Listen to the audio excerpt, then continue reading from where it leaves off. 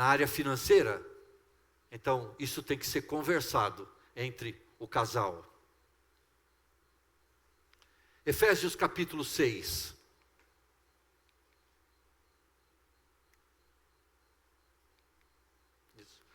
Efésios capítulo 6, versículo 1.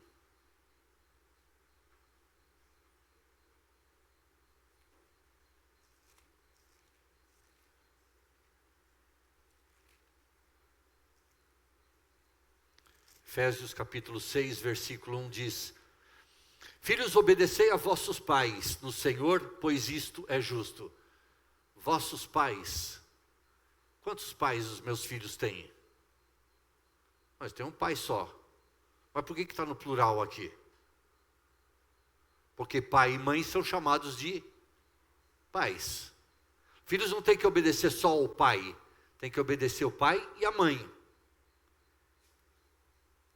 E diz o verso 4, e vós pais, mas não está falando só para os pais homens, está falando para mãe também.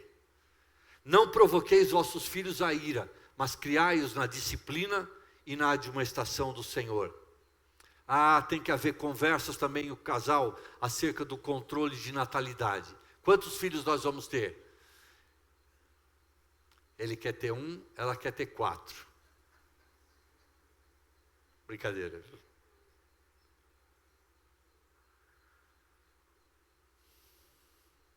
Cuidado que não sejam motivos egoístas para restringir a natalidade, a presença de filhos na casa. Cuidado que não sejam momentos de pensamentos de economizar dinheiro. Se filhos são bênçãos do Senhor, que nós os tenhamos de forma responsável, mas que nós os tenhamos. Que nós os tenhamos. Cuidado que não seja restrição de filho para não estragar o corpo da mulher. Cuidado. Isso tem que ser conversado e tem que ser acertado entre os dois. Mas cuidado para não serem motivos egoístas, os motivos que reduzem a natalidade. Os muçulmanos estão colocando 10, 15, 20 filhos por família no mundo. E nós, os cristãos, especialmente ocidentais, vocês já viram alguma propaganda de convênio médico com uma família com mais de 3 filhos? Já viram? No máximo 2. Sabe qual é a mensagem que a televisão está colocando na minha e na sua cabeça, quando a gente assiste televisão? Tenha no máximo 2 filhos, no máximo. Um, se escapar, o segundo. E depois fecha a fábrica. E as famílias muçulmanas? Que não têm o Deus que nós temos. Que não servem o Deus único, vivo e verdadeiro. Estão colocando filhos a rodo no mundo. E a população cristã e a população muçulmana. E nós estamos sendo coniventes com isso. O casal tem que chegar a um acordo sobre a disciplina dos filhos. Como é que os filhos serão criados e disciplinados? Tem que haver disciplina. Isso é bíblico. A disciplina, primeiro, é instrutiva. E depois ela é corretiva. E tem que existir. Não, eu não bato no meu filho porque eu amo meu filho. Sabe o que a Bíblia diz a respeito disso? Se você ama o seu filho, você vai instruir e você vai definir limites para ele. E quando ele ultrapassar esses limites, você vai corrigi-lo também. Com uma vara. Isso é bíblico. Não sou eu que estou dizendo, não. É Bíblia. É Deus que está dizendo isso. E o casal tem que se afinar. Alinhar os seus pensamentos. Como é que nós vamos criar? Como é que nós vamos disciplinar? Como é que nós vamos instruir? Isso tem que ser conversado. Se não for conversado, o pai vai falar uma língua, a mãe vai falar outra língua. E filho é um bichinho esperto. E sabe quem que eles vão procurar mais? Aquele que favorecer mais a eles. Só quem teve filho já descobriu como o filho é bichinho inteligente, esperto, danado e sabe do que mais? E pecador. E ele sabe se é o pai ou a mãe que favorece mais a ele, e ele corre mais para o lado daquele que o favorece. Isso tem que ser chegado a um acordo, e não é na frente dos filhos, é lá no quarto, em segredo, só os dois, conversando, decidindo como os filhos vão ser criados. Tem que haver uma unidade no exercício da paternidade e da maternidade. Agora, para nós terminarmos, quem é que definiu que dois tem que se tornar um lá no Jardim do Éden? Deus, Pai. Quem é que lá em Mateus 19, em Marcos 10, disse aos fariseus o que o Pai tinha definido lá no princípio?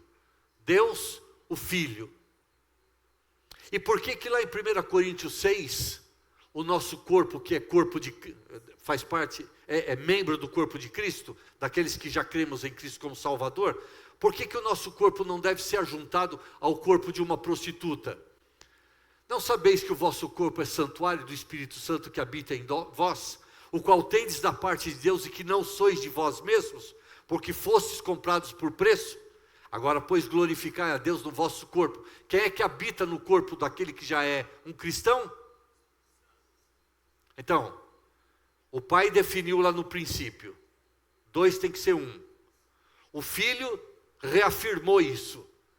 E o Espírito Santo, habitando naquele que já confessa Cristo como Salvador, não quer que o nosso corpo seja partilhado com alguém que não é o nosso cônjuge.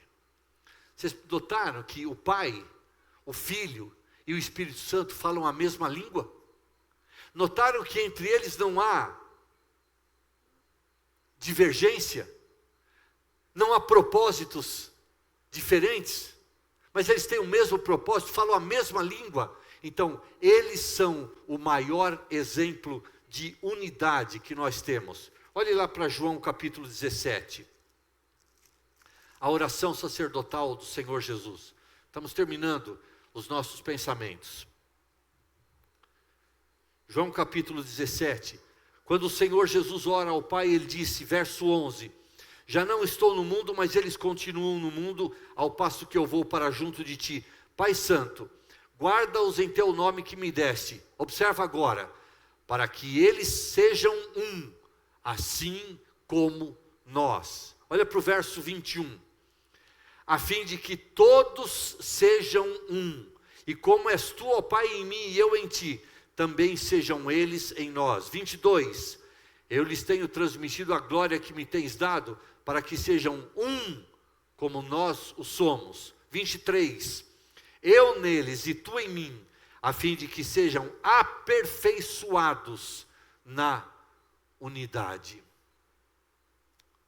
Pai, Filho, Espírito Santo. São três deuses? Não. São três pessoas que em conjunto formam um único Deus. Eles mostram para nós, eles dão um exemplo o que é ser uma unidade perfeita.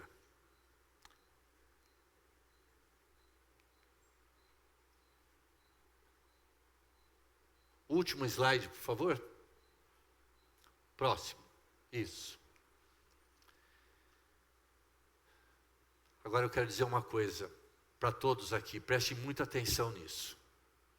Você nunca vai conseguir ter uma unidade, ser uma unidade como Deus quer, só você e a sua esposa.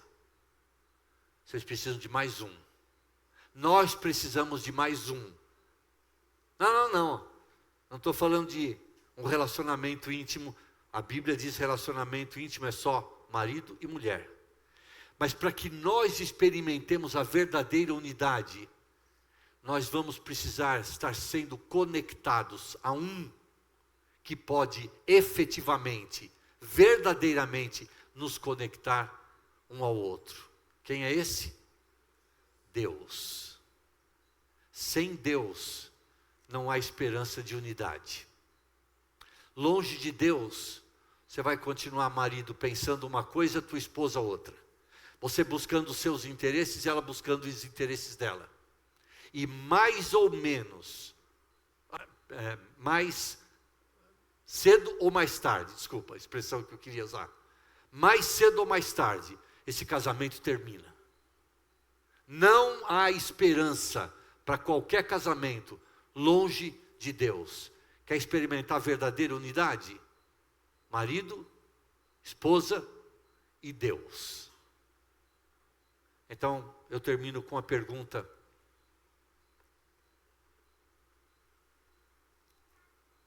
ele faz parte já do seu casamento, da sua vida?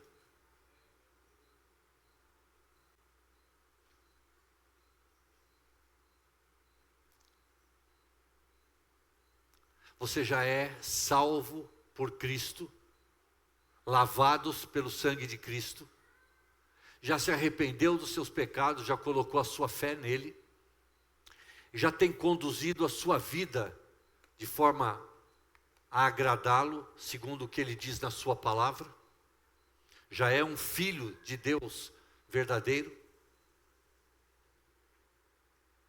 Então você pode experimentar a verdadeira unidade que só Deus pode nos dar. Se alguém quiser conversar sobre isso, no final da reunião, estamos à disposição.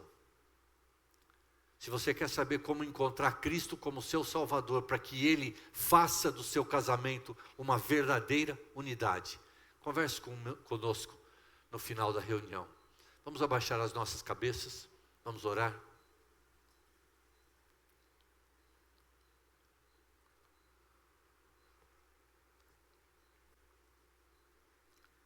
Querido Deus, Tua palavra tem soado aos nossos corações, mas espero que tenha soado também às nossas mentes, fazendo-nos entender, compreender o Teu plano para o nosso casamento.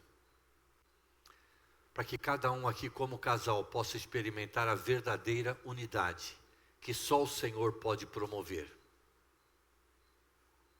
Ajuda-nos como casais, vivermos nas diversas áreas da nossa vida, essa verdadeira unidade. Completa o Teu propósito em cada família aqui presente. Mas se há alguém aqui entre nós, ó Pai, que ainda não conheceu Cristo como Salvador, que esse seja o dia em que o Senhor Jesus entre nessa vida, seja crido como seu único e suficiente Salvador, e possa fazer uma transformação nessa vida, tirando um coração de pedra e substituindo-o por um coração de carne sensível à Tua palavra, à Tua vontade, à Tua voz. Pai, que hoje haja conversão de alguém que entrou neste salão perdido, mas que agora tem ouvido um pouco da Tua palavra e reconhece a sua necessidade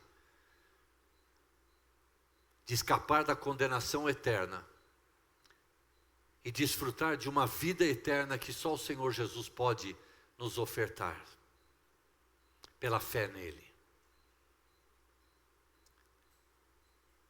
E depois dessa pessoa salva, que Tu possas transformar o casamento dela também, ou dele, para que seja um casamento conforme o Teu plano, o Teu propósito, uma figura solene do relacionamento entre Cristo e a sua igreja. Abençoa a Tua palavra a cada coração aqui, ó Pai. Nós confiamos no Teu poder, no Teu amor, e por isso entregamos tudo o que foi falado nesta noite nas Tuas mãos. Oramos agradecidos em nome do nosso Salvador, o Senhor Jesus Cristo. Amém, Senhor.